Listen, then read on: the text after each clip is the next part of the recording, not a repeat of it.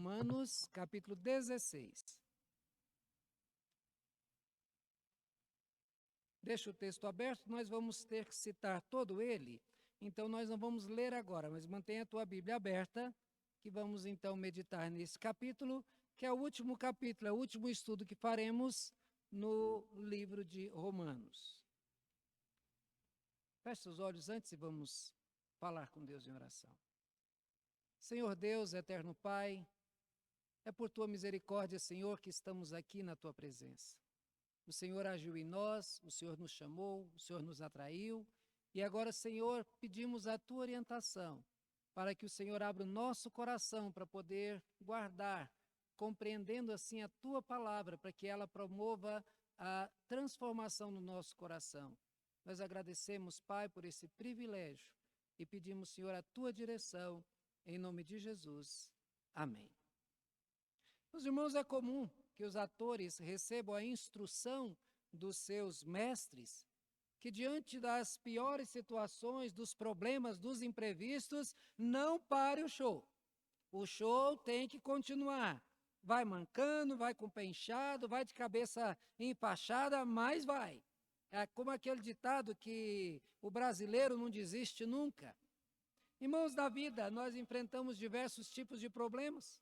Problemas em várias áreas da nossa vida e nós não podemos desistir. Isso porque desistir de problema não resolve nada. Se você está com problema, você tem que resolver o problema e não desistir dele. É como casamentos que devem ser tratados e não abandonados. Problemas financeiros devem ser tratados e não abandonados. A vida da igreja também, a igreja também enfrentou na sua história muitos desses problemas. Nenhuma outra instituição na terra foi tão perseguida quanto a igreja. Seu líder foi crucificado, seus discípulos foram perseguidos, expolidos de seus bens, jogados às feras, queimados vivos, crucificados, mortos à espada, expostos como espetáculo de horror nas arenas romanas. A igreja tinha tudo, todas as razões para desistir, mas ela continuou e ela não poderá parar, até que seu mestre, que venceu a morte, volte para nos levar, para nos receber então na sua glória. Nesse último capítulo nós vamos tratar a respeito do tema: a igreja não pode parar, ela não pode desistir, ela tem que continuar. A continuidade da caminhada, ela não pode ser com novas regras, isso é extremamente importante. O Senhor da igreja criou regras. E para nós continuarmos caminhando como igreja, nós temos que seguir a ordem do Senhor e fazer o que o Senhor quer. Porque senão nós faríamos assim, enfrentamos um problema, procuramos um desvio, outro problema, outro desvio. Daqui a pouco a gente não sabe mais qual o caminho certo a seguir. O Senhor da igreja estabeleceu as regras e exige o cumprimento delas. E vamos então tratar um pouco dessa continuidade da igreja. Em primeiro lugar, nós vamos falar o seguinte: a igreja deve continuar sem negociar a doutrina correta. Paulo diz assim: recomendo-vos a nossa irmã Febe, que está servindo a igreja de Cencreia, para que a recebais do Senhor como convém aos santos e a ajudeis em tudo que de vós vier a precisar, porque tem sido protetora de muitos e de mim inclusive. Douto quer dizer aquele que tem conhecimento, por isso que aquele que estuda bastante é chamado de doutor, é uma pessoa cheia de conhecimento.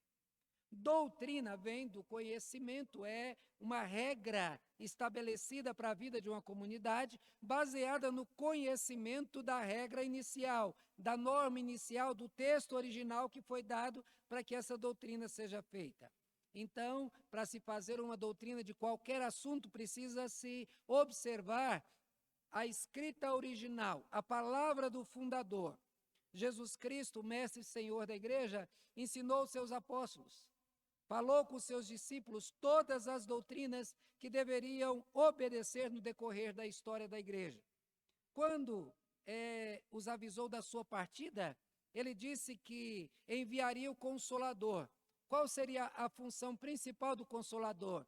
Ele vos lembrará todas as minhas palavras. Então não era inventar coisa nova, falar coisa nova, mas lembrar a palavra de Jesus, para que em cima da palavra de Jesus, que deveria ser registrada pelos apóstolos, fosse então feita a doutrina para a vida da igreja. Mas Jesus também avisou que no decorrer da história penetrariam na igreja falsos mestres. Eles seriam como lobos vorazes, que eles tentariam perverter e subverter a doutrina da igreja. Tentaria fazer com que as pessoas elas deixassem o caminho. Os ensinamentos e as doutrinas dos apóstolos, eles tiveram como base a palavra e o ensino de Jesus. Nada foi ensinado, nada foi criado com base naquilo que eles achavam que era certo, como eles entendiam. Mas foi escrito baseado na concepção da palavra do seu mestre, do Senhor da igreja e do modo como foi ensinado pelo próprio Cristo. E assim nós devemos continuar. Nessa carta escrita por Paulo, ele tratou de várias doutrinas. A maior ênfase foi dada na carta aos Romanos à justificação pela fé. E como dissemos no estudo passado, a partir do capítulo 15, ele passa a falar a respeito da prática, da vida diária, do cotidiano, da vida comunitária da igreja. Nesse texto, por exemplo, ele não está tratando sobre doutrina. Porém, quando Paulo se refere ao serviço prestado por uma mulher, a sua palavra deu origem à base para que denominações diversas, elas ordenassem mulheres a ofícios da igreja. Ofícios esses que nunca fizeram parte nem do judaísmo e muito menos do cristianismo. A igreja nunca apoiou esses ministérios, mas essas denominações se baseiam naquilo que foi dito. Hoje há várias denominações, principalmente no meio pentecostal e neopentecostal, muitas mulheres que receberam título de pastoras, sacerdotisas, profetisas, bispas e até apóstolas. Há quem queira postos ainda superiores a estes, como se os ofícios citados aqui, eles tivessem gradação de autoridade espiritual. Se tivesse mais, provocassem então, trouxesse maior influência e poder dentro da igreja. Febe não foi pastora. Febe não foi presbítera e muito menos diaconisa. Uma coisa é desejar e apoiar o trabalho das mulheres na igreja, outra diferente é apoiar a ordenação de mulheres para ofícios eclesiásticos. Essa é a posição da igreja. A Igreja Presbiteriana do Brasil, o Antigo Testamento, nós vimos mulheres trabalhando. Uda e Débora foram mulheres importantes para o povo de Deus. No ministério de Jesus, mulheres o serviam, estavam com ele e foram as primeiras a anunciar a ressurreição. No encerramento das suas cartas, Paulo, ao agradecer as pessoas, ele sempre se refere a mulheres. Nessa carta enviada aos Romanos, ele cita 8 mulheres como Febe, que ele foi protetora e de demais irmãos, e Maria, que abria sua casa para receber a igreja. Menciona Priscila na frente de Áquila, o que induz a pensar que provavelmente o trabalho dela tenha sido com muito mais dedicação do que o trabalho do marido. Jesus honrou mulheres, deu-lhes um tratamento que elas não tinham na sua época. Ele falou com a samaritana, sendo judeu. Ele tocou em mulheres. Ele deixou-se ser tocado pela pecadora que ungiu seus pés e secou os pés com os seus cabelos. Jesus valorizou o serviço prestado por mulheres. As mulheres são extremamente importantes do trabalho do reino de Deus. Sem elas, nós não teríamos como organizar igrejas, como abrir novas congregações. O trabalho, com certeza, pararia se faltasse o trabalho de mulheres. A obra social, se não fosse apoiada por mulheres, faltariam mãos para a manutenção desse trabalho. Na Igreja Presbiteriana do Brasil, a maioria no quadro de missionários são mulheres, mulheres que trabalham como missionárias. Acontece que Uda e Débora, elas foram da mais alta importância no Antigo Testamento, mas elas não foram ungidas sacerdotisas. Nenhum texto bíblico dá base para mulheres ocuparem esse cargo, que era por escolha de Deus apenas dos homens. Não é uma questão de machismo ou feminismo, mas de soberania divina na escolha. Elas poderiam ter uma função civil. Débora era juíza. ela tinha uma função civil. Hulda era profetisa. Só que profetisa não era um ofício. Profetas eram pessoas levantadas por Deus para levar a mensagem de Deus ao seu povo. No entanto, Deus falou até mesmo com pessoas gentias, com pagãos, como Deus falou com Faraó, Deus falou com Nabucodonosor, Deus falou também com Balaão. E esses nunca foram profetas de Deus. O ofício sagrado do sacerdócio, separado e ungido para se dedicar ao governo do povo de Deus, esse era um cargo para homens. E essa escolha foi de Deus. Olha a história de Miriam. Quando ela protestou para ocupar esse cargo, o que aconteceu com ela? Ficou leprosa. Deus a puniu. Não foi Moisés, não foi outro. Deus a puniu com lepra. No Novo Testamento mesmo, com todo o apoio e valorização dado por Jesus às mulheres, ele escolheu 12 homens para o apostolado. Poderia facilmente ter escolhido alguma mulher como apóstolo ou apostoliza.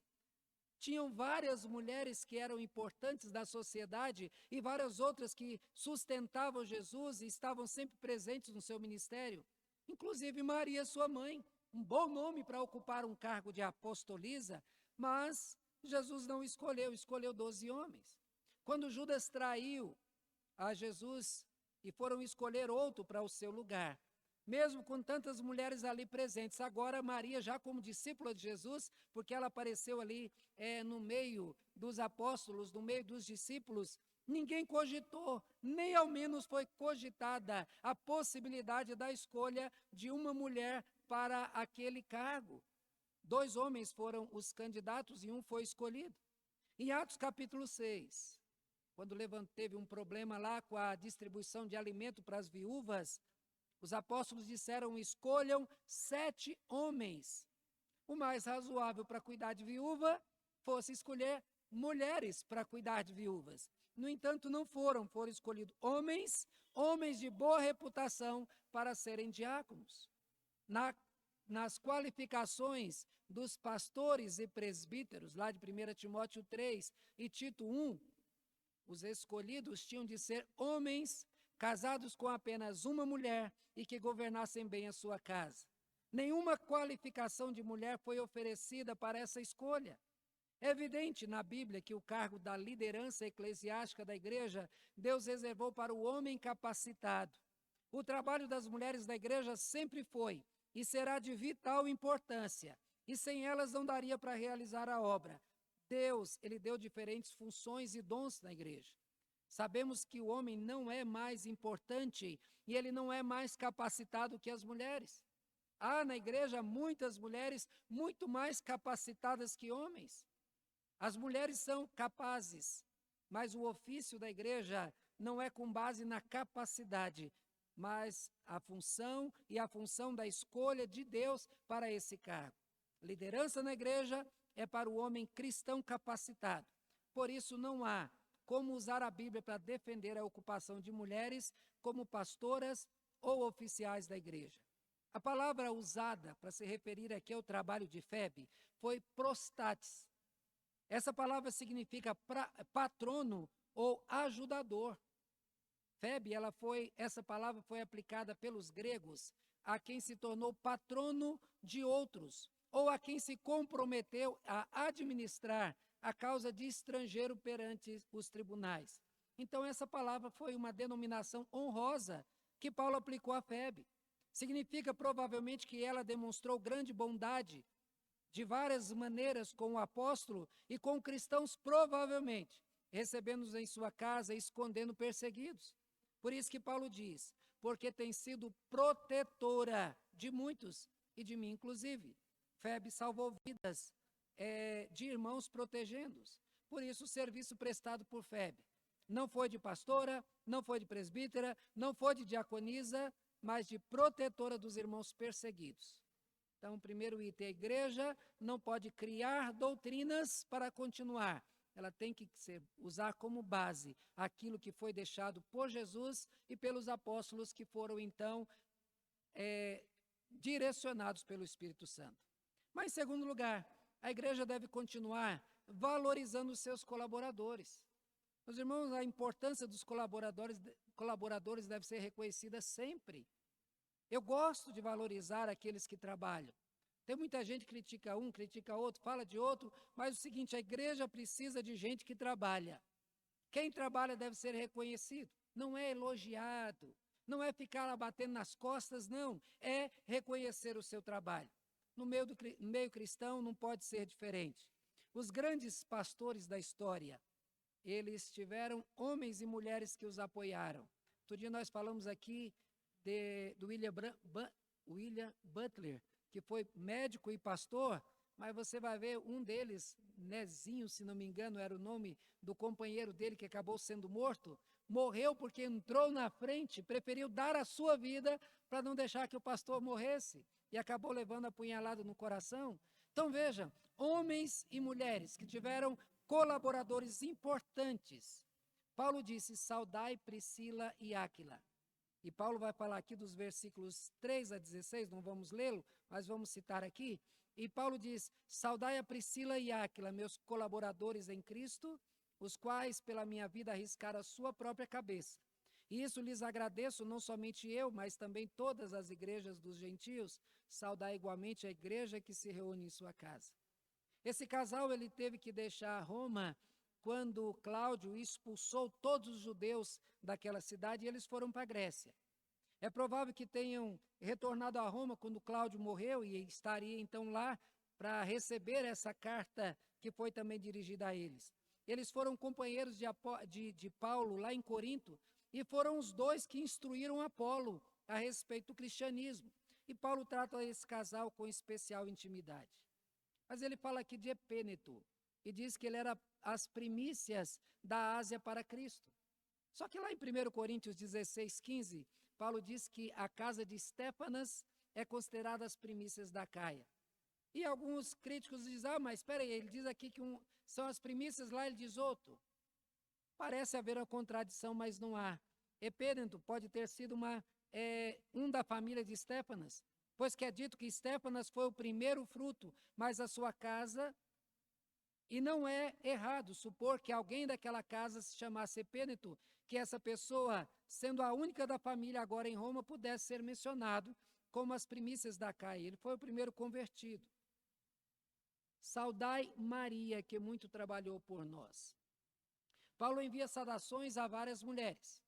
Isso mostra que havia muitas mulheres de diferentes nacionalidades e são enviadas saudações gregas, romanas, asiáticas e até escravos, marcando a universalidade do evangelho. Não é possível dizer que esta Maria, do texto, fosse a mãe de Jesus. Maria desapareceu dos relatos bíblicos após a morte de Jesus. Apareceu, sim, no entanto, junto aos discípulos após a ressurreição dele. Antes da ressurreição, Maria não cria em Jesus como Messias, e nem os seus irmãos, como Tiago e Judas. Porém, quando Jesus ressuscitou, ele foi ao encontro de Tiago. E isso fez com que ele e seu irmão Judas se convertessem. E aí Tiago e Judas, filhos de Maria, que eram então, antes incrédulos, se converteram e se tornaram líderes da igreja. E Maria, com certeza, se tornou uma discípula de Jesus, porque estava lá entre os discípulos, mas não foi líder. E é fato que Maria, a quem Paulo faz saudação, era uma mulher muito conhecida, que não precisava de apresentação e que trabalhava muito em prol da igreja, e que todos respeitavam como serva de Cristo. Porém, essa Maria pode ser uma de tantas Marias que aparecem na época. Maria nunca foi para a igreja nada além de mais uma entre os bem-aventurados que tiveram o privilégio de servir aos propósitos de Deus no envio de seu Messias. Os apóstolos não deram a ela uma única deferência quando a colocou em um pedestal, honrando-a acima de qualquer outro servo de Deus ou da igreja. Quando a mulher disse, bem-aventurada é quem te gerou, Jesus não disse, Maria deve ser então bem-aventurada e respeitada. Eles dão, mas bem-aventurado é aqueles que creem. Então veja, Jesus nunca deu destaque a Maria como uma figura, porque o papel dela foi trazer Jesus. E isso para ela mesma diz que ela foi bem-aventurada. Paulo diz aqui, saudai Andrônimo e Júnias, meus parentes, companheiros de prisão, os quais são notáveis entre os apóstolos e estavam em Cristo antes de mim. Paulo era preso com frequência. E é provável que esses dois tiveram presos juntamente com ele. Eles podem ter sido parentes de sangue, mas Paulo, com frequência, se refere a judeus como seus parentes. No entanto, esses estiveram trabalhando com os apóstolos e eram notáveis o seu trabalho entre eles e se converteram antes de Paulo. Amplíato, meu dileto amigo, é bom ser reconhecido como amigo. E Paulo aqui se refere a esse Amplíato como um crente genuíno, como alguém que pode ser considerado amigo, numa época onde vivemos, onde todo mundo tem pouco amigo. Com certeza, ele teve uma história com Paulo no serviço sagrado, o que fez dele dar-lhe esse reconhecimento honroso. Saudai Urbano, nosso cooperador em Cristo, e também meu amado Estaques. Quem era Urbano a gente não sabe. Eu fui fazer pesquisa a respeito desses nomes. O que era declarado aqui é que ele tinha sido um colaborador útil ao reino de Deus. E essa não é de pouca importância. Estaques foi tratado como um dos seus amigos particulares, e pela origem do nome ele era um grego. Saudai Apeles, esse aprovado em Cristo. Esse foi um homem que em diferentes ocasiões ele deu as melhores provas de sinceridade e profundidade da sua conversão. Alguns supõem que Apeles seja Apolo. O trabalho de Apolo foi registrado como um homem poderoso em palavras, que trabalhou muito na obra do Senhor. Quem quer que fosse ele, e foi dado a ele a denominação de ser um aprovado. E Paulo ensina que o crente deve se apresentar aprovado. Então, se ele foi aprovado, que ele fez a coisa certa. Saudai os da casa de Aristóbulo. É possível que essa pessoa não tenha sido convertida, pois Paulo não saúda a ele, mas a sua família. Ele pode ter sido um romano considerável, de distinção, que embora não se convertesse, tinha cristãos entre a sua família e talvez servos também que serviam na igreja. Saudai meu parente Herodião, outro parente, outro que também trabalhava para o Senhor. Mas diz aqui Narciso. Eu achei interessante as descrições para esse Narciso, que diz: saudai-os da casa de Narciso que estão no Senhor. Segundo a pesquisa, Narciso, ele foi um prisioneiro, um ladrão, que era conhecido, foi preso e que ele acabou escapando das mãos de Cláudio.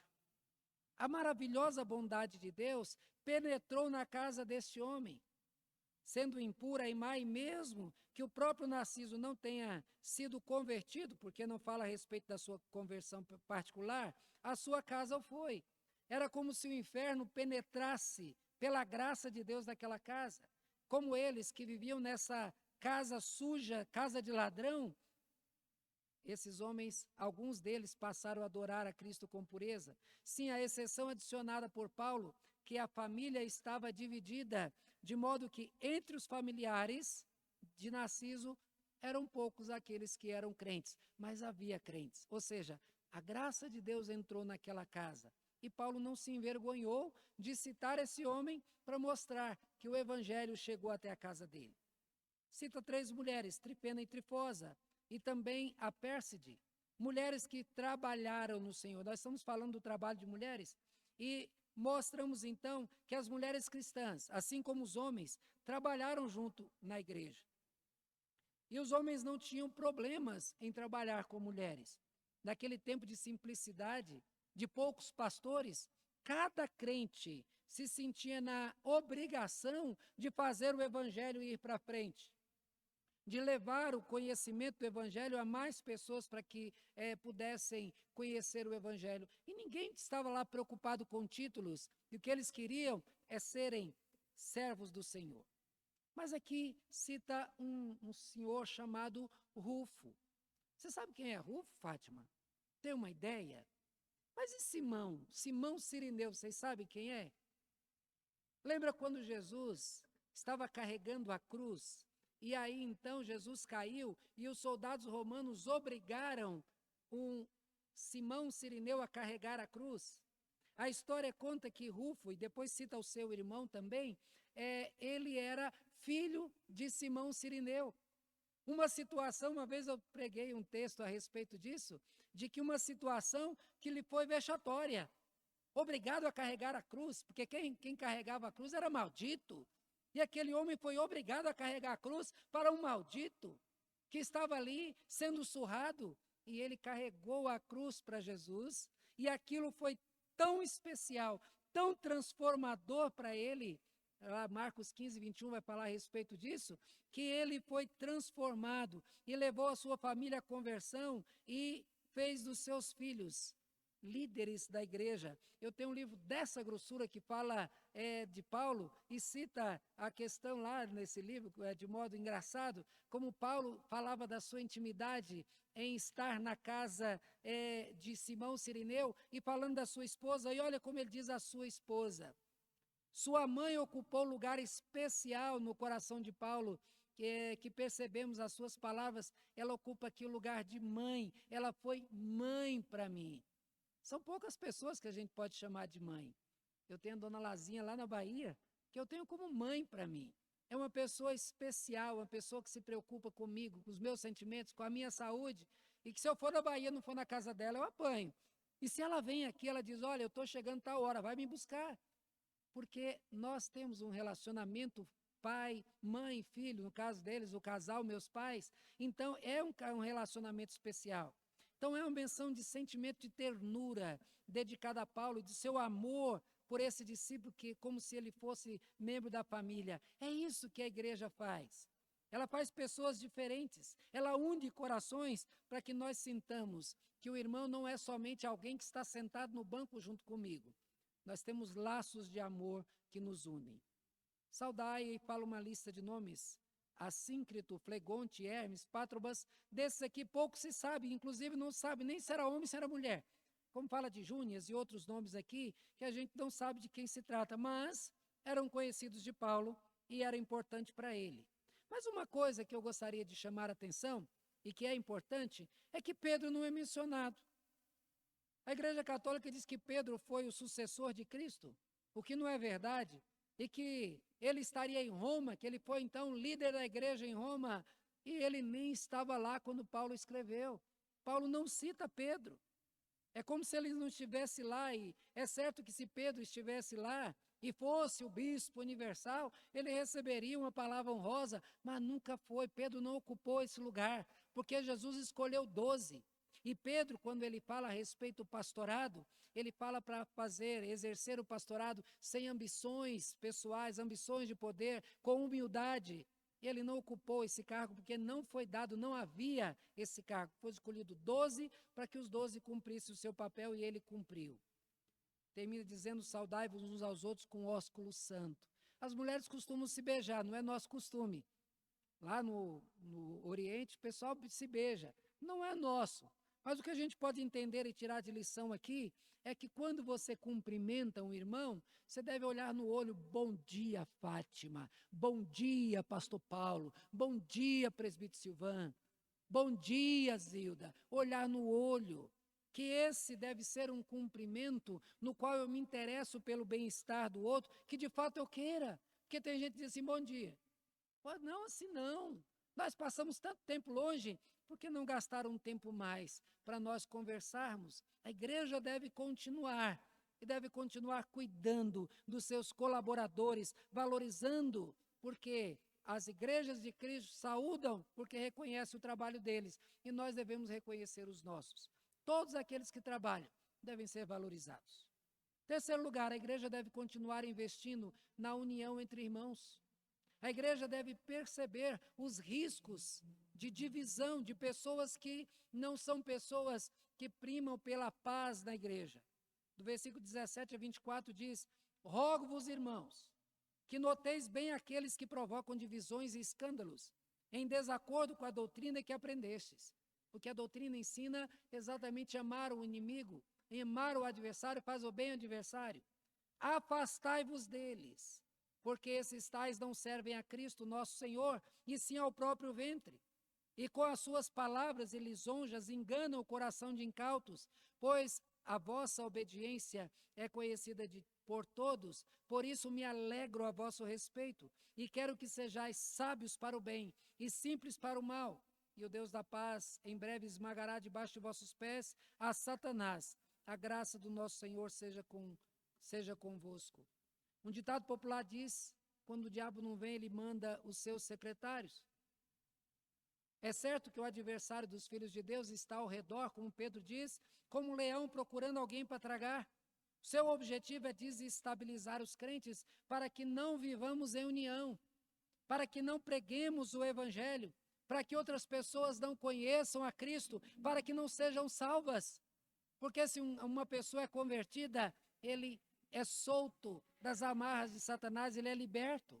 Jesus deixou claro que na igreja penetrariam adversários sedentos por destruição. Avisou que na igreja haveria joio, os cabritos, os peixes ruins, as virgens nécias. Essas todas são figuras daqueles que se unem à igreja sem o propósito de agradar e adorar a Deus. São como aquele populacho que quando Israel saiu do Egito, eles foram juntos, e aquele populacho começou a reclamar e a murmurar, e levar o povo de Israel a ter saudade dos alhos, das cebolas, dos melões e das panelas de carne do Egito, fazendo-se esquecerem da terra prometida por Deus para eles. Há muitos membros dentro da igreja que nunca conheceram o Senhor. Vieram para a igreja atraídos por situações que lhes agradaram, que fizeram com que se sentissem bem, e aí ficaram. Porém, com seus corações não são guiados pelo Espírito Santo, e sim pela carne. Eles são rebeldes, eles fazem tudo contra Deus, e eles usarão situações todas possíveis para levar os outros a se rebelarem também, porque o seu coração é rebelde. Por isso Paulo diz, rogo-vos, irmãos, noteis bem aqueles que provocam divisões e escândalos. Ele ensina que a verdadeira igreja deve manter os seus olhos e ouvidos abertos para perceber os sinais de perigos provocados pela presença de falsos irmãos dentro da igreja. Paulo revela que eles demonstrarão duas atitudes que podem identificá-los como inimigos de Cristo. Eles provocarão divisões. Essa é uma das características que devem ser notadas.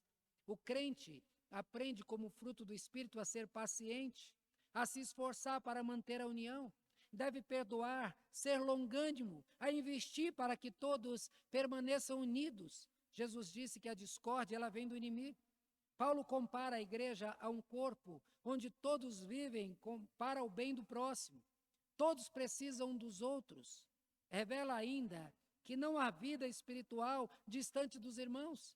A Bíblia nos ensina que os filhos de Deus devem viver em união, na companhia uns dos outros, pois assim se fortalecerão, amadurecerão, serão corrigidos para se tornarem cada vez mais parecidos com Cristo.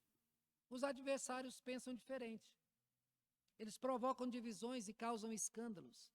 Eles criam fofocas, vão na casa um dos outros, tititi, falando baixinho no ouvido, ao pé do ouvido. Gostam de ressaltar os defeitos dos outros e colocam uns contra os outros, e a igreja deve ficar atento, essa pessoa não está fazendo o correto, vamos chamar a atenção deles.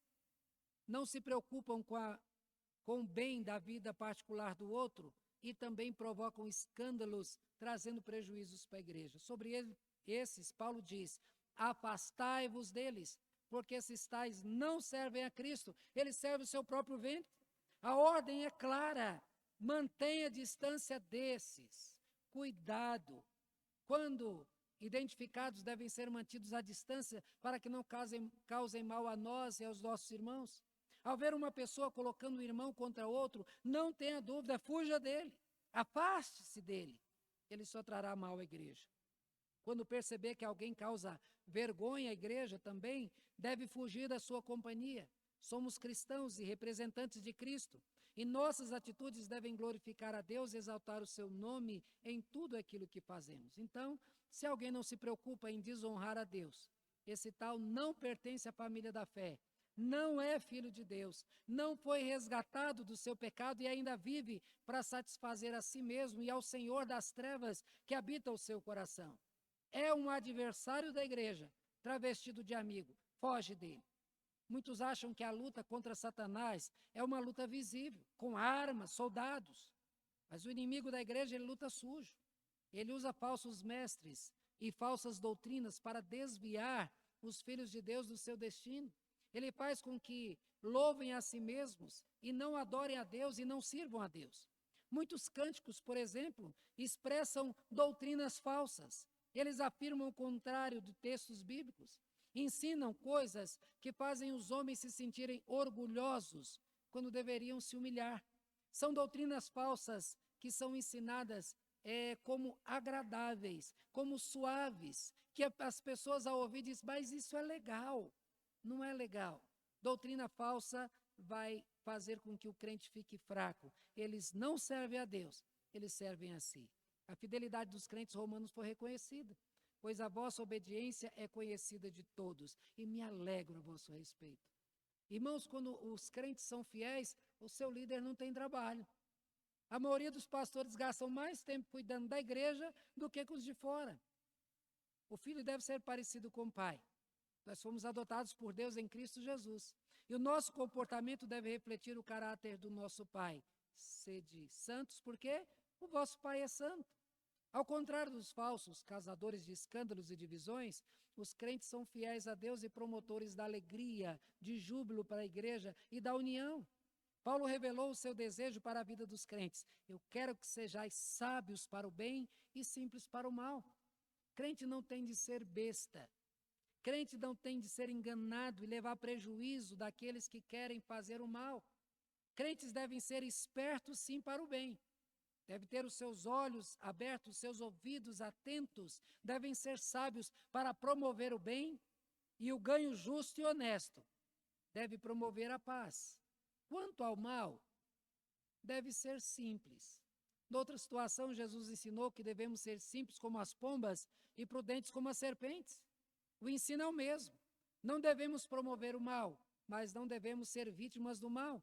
Por isso temos de ser prudentes como as serpentes, procurando a paz, vivendo em comunhão uns com os outros, valorizando cada irmão na sua individualidade, sabendo que a sua presença é tão importante como a nossa, promovendo a união e a concórdia e repelindo todos aqueles que provocam divisões e escândalos, nós viveremos em paz. Paulo diz, e o Deus da paz em breve esmagará debaixo de vossos pés a Satanás. A graça de nosso Deus seja convosco. O inimigo já foi vencido. Satanás não será vencido, ele não será derrotado, ele já foi. A sua queda é uma questão de tempo. Há um ditado que diz que ele foi amarrado com a corda comprida, mas ele está amarrado. Ele já foi derrotado. Deus já derrotou e por isso ele está furioso. E ele faz o possível para que nós nos dividamos e para que haja discórdia entre nós. A nossa união é a sua maior preocupação. Os versos 21 a 24, Paulo diz, saúdo-vos Timóteo, meu cooperador, e Lúcio, e Jason, e Sosípatro, meus parentes. Eu, Tércio, que escrevi essa epístola, vos saúdo no Senhor. Saúda-vos Gaio, meu hospedeiro, e de toda a igreja. Saúda-vos Erasto, tesoureiro da cidade, e o irmão Quarto. A graça do nosso Senhor Jesus Cristo seja com todos vós. Amém. Antes, ele havia cumprimentado os colaboradores que viviam em Roma. Agora ele fala dos colaboradores que estavam com ele. Cita Timóteo. Timóteo foi um jovem prodígio. Ele foi criado por um pai grego, não cristão, mas por uma avó e uma mãe crentes. Revela em sua vida o poder da educação cristã dentro de casa, como fruto do trabalho de mulheres responsáveis. Olha a importância das mães na educação dos filhos. O pai não exerceu influência negativa sobre o filho, porque a mãe e a avó não deixaram espaço no coração de Timóteo. Antes encheu com a mensagem do Evangelho, com o amor de Deus, e isso protegeu e encaminhou na sua vida. Ele se tornou um jovem pastor, companheiro incansável de Paulo, líder da igreja e zeloso na doutrina dos apóstolos. Nessa época, Timóteo estava com Paulo servindo a Cristo. Cita também alguns de seus parentes que serviam a Cristo ao seu lado. Lúcio, Jason e Sosípatro, meus parentes. É bom ter filhos e parentes lutando a mesma luta que nós. É gostoso ver presbítero Silvan vem com a esposa, vem com os filhos. Isso é maravilhoso, continue assim. É triste, como no meu caso, ver um filho que está fora. É muito gostoso ver um filho aqui, mas todas as vezes que eu vejo um tocando, eu lembro o outro já esteve aqui tocando e hoje está fora. E aqui, Paulo ele cita aqui os seus parentes que estavam junto com eles, estavam caminhando o caminho da salvação. Sabemos que a carta escrita aos Romanos, ela foi ditada por Paulo, mas ela foi escrita por um colaborador, e esse colaborador se chamava Tércio. É incomum a identificação do escriba, mas creio que com a permissão de Paulo, o escriba se identificou. Eu, Tércio, que escrevi a carta, eu vos saúdo no Senhor. Ainda há a identificação de Gaio. Gaio, meu hospedeiro, e de toda a igreja. Nessa época não havia templos, e as igrejas se reuniam nas casas, e Gaio era um desses hospedeiros que foram úteis para fazer da sua casa um templo de adoração. Os últimos citados, saúdo-vos Erasto, tesoureiro da cidade, e meu irmão Quarto. A citação do tesoureiro da cidade revela que a igreja era composta de todas as camadas da sociedade. Havia escravos, havia livres, havia homens ricos e homens pobres, judeus e gentios, homens e mulheres, revelando que para salvar não há acepção de pessoas. Eu conheci um homem que se chamava Humberto Décimo Calazans. Eu perguntei, curioso, diz assim, e esse nome? Diz, não, foi porque eu fui o 10º filho. Se eu fosse receber isso, eu seria Silas 11º, né? Porque foi o 11º filho. Mas na China antiga, os meninos, as crianças não recebiam nome. Era o primeiro, era o segundo, era o terceiro. Quando crescia, é que ele adotava o nome para si. Mas não recebia que possivelmente o pensamento fosse esse, que ficou como o quarto. Esse era o nome dele. O desejo de Paulo para a igreja é que ela vivesse em paz e sob a graça divina. A graça do nosso Senhor Jesus Cristo seja com todos. Amém. E essa continua sendo o desejo para a igreja.